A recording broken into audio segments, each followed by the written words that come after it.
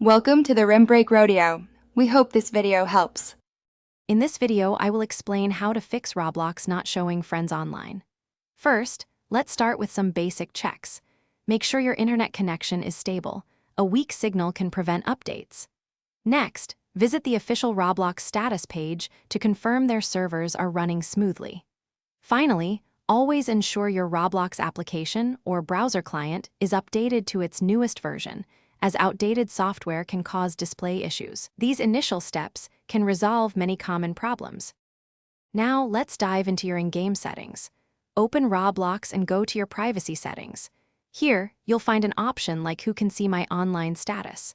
Ensure this is set to friends or everyone, not no one. After making any changes, it's a good idea to log out of your Roblox account, wait for a few moments, and then log back in.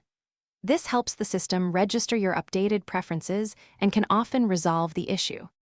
If the problem continues, clearing your Roblox cache is the next crucial step. These temporary files can sometimes become corrupted, preventing your friends list from updating. On Windows, you can typically find these in the %temp%bec/Roblox folder.